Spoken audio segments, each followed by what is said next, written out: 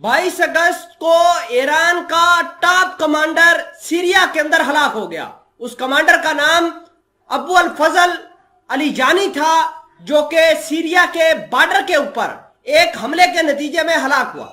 और अब ईरान ने ऐलान किया है कि वो अपने ड्रोन्स को तैयार कर रहा है, और ईरान ने आज अपने 150 ड्रोन्स का ड्रिल करनी शुरू कर दी है, मुजाहरा किया है। और आपको यह भी बता दें कि आज शाम के बॉर्डर के इलाकों पर, खुसूसन उन जगह पर जहां पर ये जो शख्स है, जो कमांडर है जो हलाक हुआ है, उसके इलाकों पर हमले किए हैं।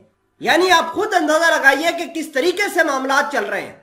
और ईरान ने मिलिट्री ड्रिल करने का मकसद यह बताया है कि वो रीजन के अंदर अपने फुटहोल्ड को मजीद डीपन करेगा, अपने पांव को मजीद जो है वो जमाएगा, ताकि अमेरिका, इजराइल जैसी ताकतें ईरान से खौफ खाए।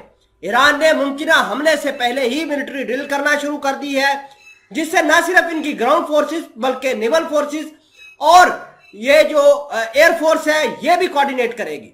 मामला क्या है, तमाम तर चीजें आज की इस वीडियो में हम आपके सामने रखेंगे। छोटी सी गुजारिश है कि आप हमारा यूट्यूब चैनल हसनात टीवी को सब्सक्राइब करके पास मौजूद घंटी के निशान को दबा लें, ताकि लेटेस्ट न्यूज आप तक पर वक्त पहुंचती है।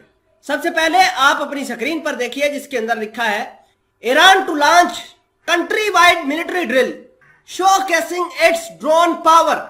150 अनएम्ड एयरक्राफ्ट जो है वो आज से पार्टिसिपेट करेंगे, और मिलिट्री की तीनों ब्रांचेस यानी एयरफोर्स, ग्राउंड फोर्सेस और नेवल फोर्सेस जो है इस ड्रिल के अंदर हिस्सा लेंगी।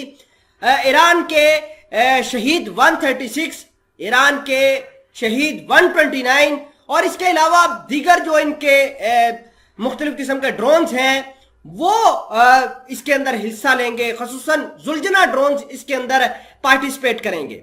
नाजरीन अकरामी, ये ऐसे वक्त में मामलात हो रहे हैं, ऐसे वक्त में ये चीजें चल रही हैं जब ईरान के ऊपर लगातार हमले हो रहे हैं। ईरान के हाल फिलहाल के अंदर 2 टॉप कमांडर मारे गए। कल मैंने आपको मोहम्मद रजा नजदी के बारे में बताया था, जो सीरिया के अंदर ईरान का ब्रिगेडियर जनरल था, वो हलाक हुआ। 22 अगस्त को एक और हलाकत हुई थी। इनका अबू अल फजल अली जानी नाम का एक टॉप कमांडर था, जो सीरिया के अंदर और इराक के अंदर ग्राउंड फोर्सेस और मिलिट्री एडवाइजर था, वो भी हलाक हो गया है। इस हवाले से प्रूफ देखिए, जिसके अंदर लिखा है Iran revolutionary guard general reportedly killed in Syria. इस हवाले से जो ट्वीट है वो भी देखिए।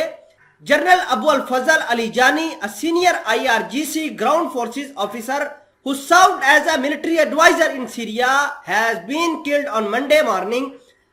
तो आपको ये बता दें कि ये 22 अगस्त को मामला पेश आया था, और इससे पहले अगर हम बात करें तो मोहम्मद रजा नजदी भी हलाक हो चुके हैं, और ये दोनों टॉप कमांडर थे और सीरिया के अंदर काम करते थे।